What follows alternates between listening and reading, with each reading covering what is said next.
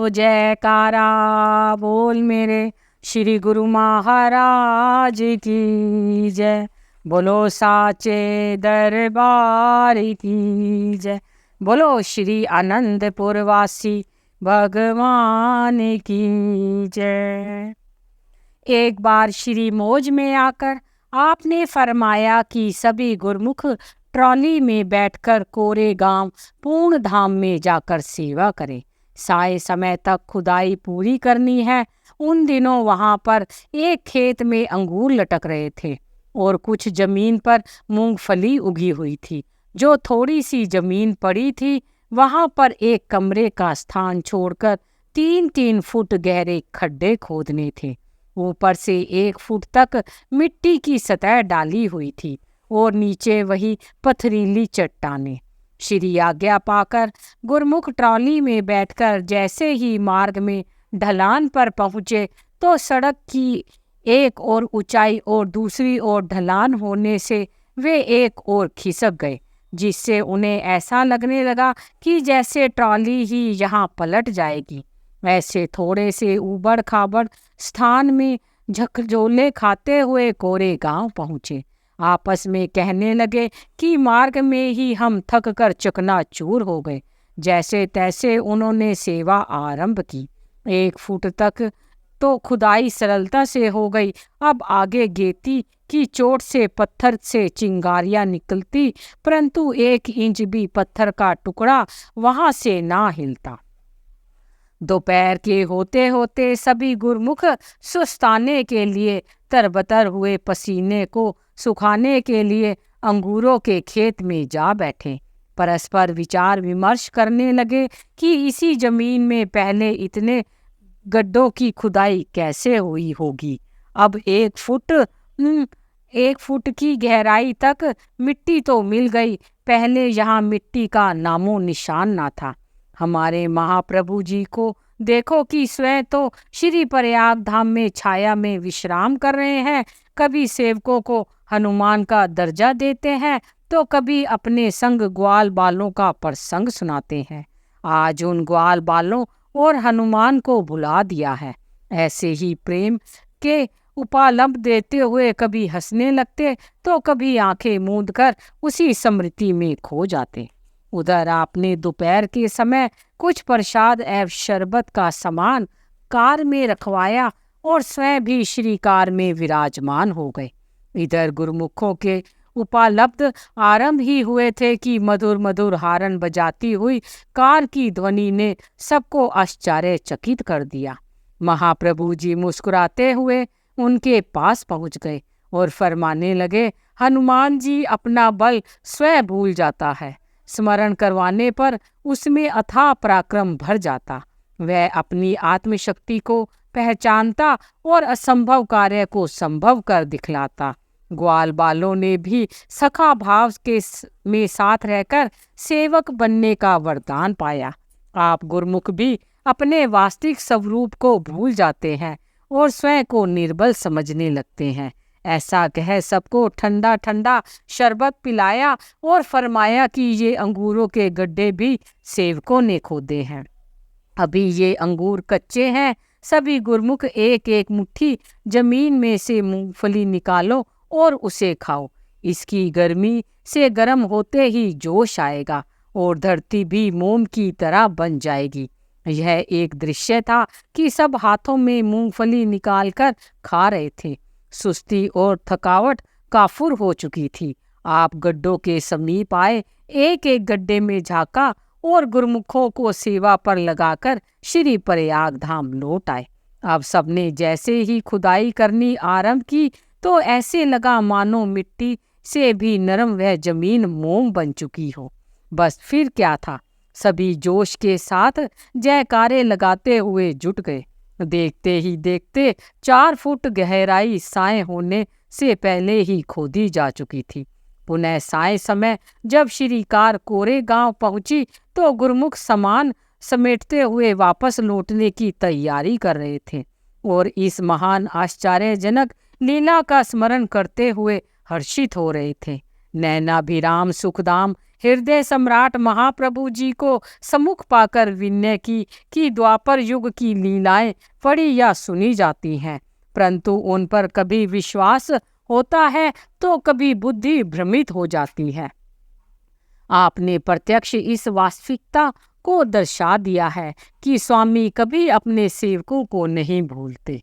संतों की वाणियां भी यही अनुभव कराती हैं। दोहा, चरण दास गुरुदेव जो ब्रह्म रूप सुख धाम, ताप हरन सब सुख करन दया करत परनाम। नित प्रतिवंदन कीजिए गुरु को शीश निवाए, दया सुखी कर देते हैं हरि शुभ रूप दर्शिए। अर्थात मेरे गुरुदेव श्री चरणदास जी ब्रह्म स्वरूप सुखों के धाम हैं, जीव के त्रैताप हरकर उसे सुखी कर देते हैं। उनके चरणों में प्रणाम करती हूँ। पुनः कहा कि नित्य प्रति नतमस्तक होकर गुरु चरणों में वंदना करनी चाहिए। वे सुख प्रदाता भगवान के साकार स्वरूप का दर्शन कराने में समर्थ हैं। आप इसी प्रकार सेवकों को कभी सेवा के सुअवसर प्रदान कर उनकी अंतरात्मा में खुशियों के झरने बहाते, तो कभी उन्हें अपने पावन मृदु वचनों का अमृत पिलाते। ऐसे ही एक बार आपने सभी गुरुमुखों को अपने समीप बिठाकर अपनी अनमोल वाणी में फरमाया, गुरुमुखों, आप सब गुरुमुख शरणागत एक ही लक्ष्य के साधक हैं। श्री गुरु दरबार के नियमों और श्री आज्ञा में चलना ही आपका सर्वोपरि धर्म है। जैसा कि संतों की वाणियों में लिखा है, दोहा, आसन इष्ट उपासना, खान पान पहरान, तुलसी जाए षष्ठ बसे, ताहा मृत मित्रता जान। अर्थात जहाँ सबका स्थान इष्ट देव और पूजा अर्चना समान हो, खाना पीना पहनना भी एक समान हो, अर्थात इन 6 गुणों में विभिन्नता ना हो, वहाँ पर मित्र की भांति सुख और आनंद की अनुभूति होती है। इन सब गुणों का समावेश महापुरुषों ने आश्रमों में कर दिया है। गुरुमुख विचार करे कि सुखी और आनंदमय जीवन किसे कहते हैं। गुरुमुख जब सबसे मधुर भाषण, हार्दिक सौहार्द, मृदुल व्यवहार करते हैं तो वातावरण में अद्भुत प्रेममयी शक्ति समाहित हो जाती है। भजन सुमिरन में सुरती स्वतः ही लीन होने लगती है, कारण कि बाहरी वातावरण में परस्पर प्रभु गुणगान व महिमा का गायन, अंतर मन में आत्म उल्लास की स्थिति में ये सब जीवन में नई स्फूर्ति भरकर इसे आंतरिक सुख और सुगंधित महकते फूलों सा सुवासित बनाए रखते हैं। गुरुमुख सब मिलकर ऐसा वातावरण बनाए रखें जिससे स्वयं भी आनंद सुख पर प्राप्त करें, संपर्क में आने वाले जिज्ञासुओं को भी इसकी अनुभूति हो। महापुरुषों का इससे मिशन पूरा होगा और इसी में ही उनकी प्रसन्नता है। श्री सद्गुरुदेव जी महाराज ने आगामी समय में आश्रम के अनुयायियों के लिए वेशभूषा, रहन सहन आदि में परिवर्तन कर विशेष रूप प्रदान किया। आपने श्री वचन फरमाए, सादगी में रहते हुए सूती वस्त्र का उपयोग करें। श्री आरती, पूजा तथा सत्संग भवन में जाते हुए श्वेत वस्त्र धारण करें। सेवा के समय हल्का रंग पहन सकते हैं। विचारों की शुद्धता पर सर्वदा ध्यान दें। सात्विक भोजन, सात्विक रहन सहन का मन पर अति उत्तम प्रभाव पड़ता है। श्री आज्ञा को सदैव सम्मुख रखते हुए उठते बैठते सोते जागते नाम सुमिरन करें। किसी की निंदा अथवा बुराई ना करें। श्री आज्ञा तथा नियमों की पालना ना करते हुए सुखपूर्वक जीवन यात्रा तय करें। श्री वचनों पर आचरण कर गुरुमुखों ने स्वयं में अद्भुत परिवर्तन पाया। कुछ समय पश्चात सबने श्री चरणों में विनय की, प्रभु आप हमारे कल्याण हेतु नियम बनाते हैं और श्री वचन फरमाते हैं। आपकी कृपा से श्री आरती, पूजा एवं सत्संग भवन आदि में श्वेत वस्त्र पहनकर जानने से मन की प्रवृत्तियां सहज ही निर्मल होकर ध्यान में जुड़ जाती हैं। सचमुच ही भारी वातावरण का प्रभाव अंतर्मन पे पड़ता है, जिससे यह जीव नहीं जान सकता। आप अपने सेवकों के अवगुणों को ना देखते हुए सदैव कृपा बनाए रखें।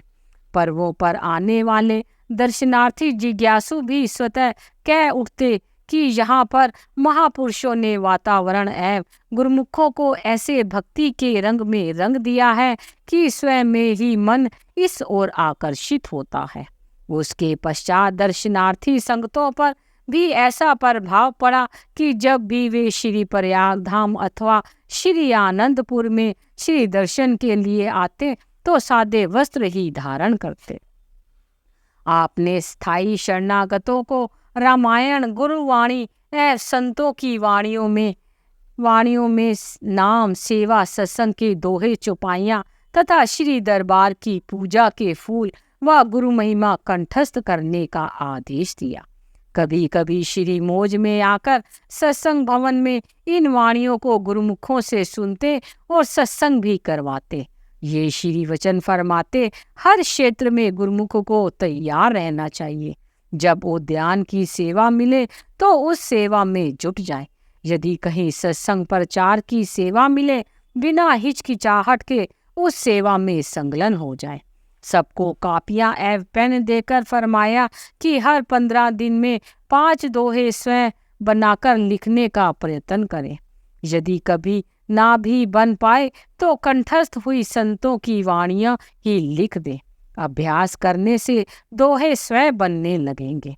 श्री प्रयाग धाम के प्रबंधक भाई ध्यान पूर्णानंद जी को फरमाया कि जब हम श्री आनंदपुर में होते हैं तो सेवा के साथ साथ धर्म शिक्षा का दिन नियुक्त करके संतों की वाणियों के दोहे कंठस्थ करवाएं और बारी बारी सबसे सत्संग करवाएं। इससे इनका उत्साह बढ़ेगा। इसी प्रकार आप शरणागतों की हित चिंता और कल्याण के साधनों को जुटाने की ओर विशेष ध्यान देते। गुरुमुखों को प्रसन्न एवं सुखी देखकर स्वयं हर्षाते हुए आपके लिए आत्मोन्नति के साथ साथ स्वास्थ्य लाभ को सम्मुख रखते हुए स्थायी निवासी एवं दर्शनार्थी गुरुमुखों के लिए आरंभ में छोटी डिस्पेंसरी स्थापित करवाई, ताकि अस्वस्थ होने पर वहां से औषधि की आवश्यकता को पूरा किया जा सके। उस समय सेवकों के लिए सेवा ही महान औषधि और नाम की संजीवनी थी। परंतु महापुरुष अगम ही सोचते हैं।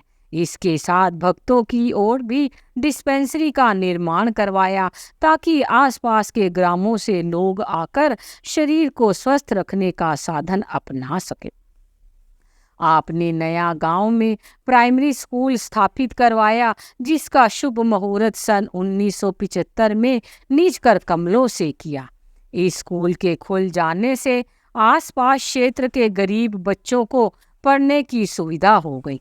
कुछ वर्षों पश्चात श्री प्रयाग धाम परिसर के अंदर इसका पुनः निर्माण करवाकर सन 1988 में इसका शुभ मुहूर्त किया। बच्चों को यूनिफॉर्म, पुस्तकें, स्टेशनरी सब निःशुल्क उपलब्ध कराया जाता है। प्रथम कक्षा से 7वीं कक्षा तक के विद्यार्थी यहाँ से शिक्षा प्राप्त कर लाभान्वित हो रहे हैं। आपने सन 1973 में यहाँ डाकघर की स्थापना भी की, जिससे पत्र व्यवहार में सुविधा हो गई। उस समय लोगों की विनय पत्र तथा शुभकामनाओं के कार्ड आदि सब उर्ली कंचन में पहुँचते। श्री प्रयाग धाम में पहुँचते हुए कई बार अत्यंत विलंब हो जाता और कई बार खो भी जाते। प्रेमियों को अपने हार्दिक उद्गार श्री चरणों में पहुँचाने में अत्यंत कठिनाई होती। श्री प्रभु जी ने सेवकों की छोटी से छोटी आवश्यकता की ओर ध्यान दिया। यह उनकी महान कृपा का स्वरूप है। श्री प्रयाग धाम प्रिंटिंग प्रेस। श्री सद्गुरुदेव जी महाराज आश्रम के उत्थान एवं सत्संग के महान कार्य को पूर्ण करने के लिए उसके प्रत्येक अंग को समय अनुसार सुव्यवस्थित करते जा रहे थे। सर्वप्रथम यहाँ पर सन 1976 में मुद्रालय प्रेस की स्थापना की, जिसमें छोटी स्वचालित प्रिंटिंग और कटिंग मशीनें लगाई गई। कंपोजिंग द्वारा अक्षरों को जोड़कर फर्मे तैयार किए जाते और उन्हें मशीनों द्वारा प्रिंट किया जाता। सर्वप्रथम श्री आनंदपुर में छपने वाली कुछ पुस्तकों की यहाँ छपाई हुई। अक्टूबर सन 1987 में त्रैमासिक पत्रिका अमर सत्य संदेश श्री प्रयाग धाम ट्रस्ट की ओर से प्रकाशित होने लगी। श्री प्रयाग धाम के अमर संदेश कार्यालय से भक्ति प्रेम अमर सत्यता की ज्योति को महापुरुषों के श्री प्रवचनामृत एवं सत्संग भजन द्वारा यह पत्रिका प्रेमी जिज्ञासुओं के घर घर में पहुंचकर कृतार्थ करने लगी। कुछ वर्ष पश्चात यही त्रैमासिक पत्रिका द्विमासिक पत्रिका के रूप में प्रेमी गुरुमुखों और जिज्ञासुओं को लाभान्वित करने लगी, जिसका अंग्रेजी में भी अनुवाद किया गया। यह पत्रिका दोनों भाषाओं में सब गुरुमुखों को उपलब्ध हो रही है। कुछ पुस्तकों का लेखन एवं प्रकाशन भी इसी स्थान पर होने लगा।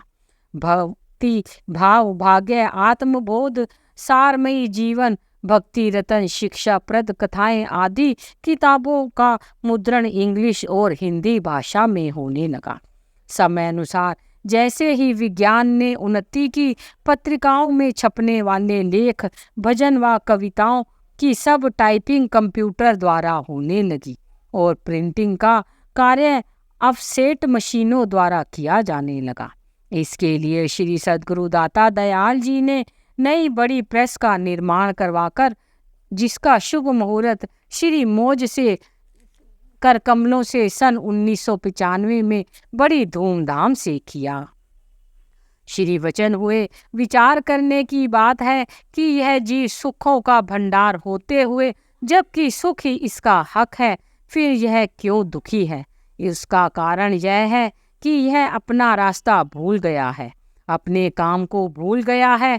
इसको संसार में बतलाने वाला कोई नहीं, केवल महापुरुष इसे अपना काम याद दिलाते हैं। जब जीव उनकी संगत में आकर अपने काम में लग जाता है तो उसको अपनी असलियत की समझ आ जाती है। यह सौभाग्य केवल संस्कारी पुण्य आत्मा सेवकों को ही मिलता है, जिन्हें सद्गुरु दरबार में आकर निष्काम कर्म करने की शिक्षा मिलती है। निष्काम कर्म क्या है? केवल सद्गुरु की आज्ञा अनुसार आत्मकल्याण के साधनों में सुरती को लगाना। सेवा से सुरती पवित्र होती है और भजन अभ्यास से एकाग्र होती है। महापुरुष यह उत्तम है सर्वश्रेष्ठ दात सेवा का भंडार गुरुमुखों को बख्श रहे हैं, जिससे अपने लक्ष्य को पाकर जीवन सफल करें। अतः अब महापुरुषों के आदेशानुसार इस सेवा के सौभाग्य को प्राप्त कर गुरुमुख जन अंतरात्मा में खुशी भरे और सदैव उनकी कृपा और प्रसन्नता को प्राप्त करें। महापुरुष महाप्रभु जी सेवकों को सेवा में लगा हुआ देखकर बहुत प्रसन्न होते और जब भी नई किताबें छापने की सेवा देते तो सेवकों को प्रोत्साहित करने के लिए स्वयं प्रेस में कृपा फरमाते। एक बार अंग्रेजी भाषा में डीप डिसीजन डिस्ट्रिन भक्ति भाव भाग्य पुस्तक प्रिंट हो रही थी। श्री सद्गुरुदेव जी महाराज ने प्रेस में कृपा फरमाई। सब सेवक जन सेवा में लगे हुए थे। आपने सहज ही प्रसन्न मुद्रा में श्री वचन उच्चारण किए। आप सब दिन रात सेवा में संलग्न हैं। आपको दिन का कितना परिश्रमिक दे, 100 रुपये 200 रुपये अथवा आप जितना चाहो कहो। प्रेमियों ने हाथ जोड़कर विनय की, प्रभु हमें तो वह परिश्रमिक मिलता है जिसका कोई मोल ही नहीं। श्री प्रवचनों द्वारा पग पग पर दृढ़ संकल्प चलने की जागृति प्राप्त होती है और हमें त्रिलोकीनाथ महाप्रभु जी की दिव्य मनोहारी पावन श्री दर्शनों की वह अनमोलक दात मिलती है, जिसकी तुलना में त्रिलोकी की सभी पदार्थ व मूल्यवान वस्तुएं भी तुच्छ हैं। सेवकों की विनय सुन आप मौज में आ गए। श्री वचन हुए महापुरुष की श्री आज्ञा अनुसार की गई सेवा जीवन को भक्ति धन से भरपूर कर उसे खुशहाल बना देती है। स्वामी विवेकानंद जी जब नरेंद्र के रूप में थे, तो उनके पिता जी की मृत्यु के पश्चात उनके घर की आर्थिक अवस्था अच्छी ना रही। परिवार को 2 समय का भोजन भी प्राप्त ना होता था, इसलिए वे सदैव बेचैन और उदास रहते। जब उनकी नौकरी लगी तो वह बहुत ही प्रसन्न मुद्रा में अपने गुरुदेव श्री राम कृष्ण परमहंस जी के पास आए। श्री राम कृष्ण परमहंस जी ने उन्हें अति प्रसन्न देखकर उसका कारण पूछा। कहने लगे कि आज मेरी नौकरी लग गई है, इसलिए मैं आज बहुत खुश हूँ। श्री राम कृष्ण परमहंस जी ने फरमाया कि इस झूठी नौकरी और झूठे धन को पाकर इतने प्रसन्न हो रहे हो, यदि महापुरुषों के चरणों की निष्काम सेवा कमाओगे तो वे तुम्हारा दामन उस सच्चे धन से भर देंगे जिसे पाकर दुनिया की किसी चीज की कमी नहीं रह जाएगी। संत चरणदास जी भी अपनी वाणी में वर्णन करते हैं, जगसु छूटी बहार परे, उसी समय सब चैन, उपजे आनंद परम ही, तह कुछ लेन न देन, रह एक हरि भक्ति ही, बाधा सब छूट जाए, जबे राम अपनो करे, बेगही पकड़े बाही। अर्थात संसारिक व्यवहार से जब मन उपराम हो जाता है, उसी समय ही परम शांति परम आनंद की अनुभूति होती है। ऐसी स्थिति होने पर परिवार संबंधी तथा मित्र मिथ्या दृष्टि गोचर होते हैं।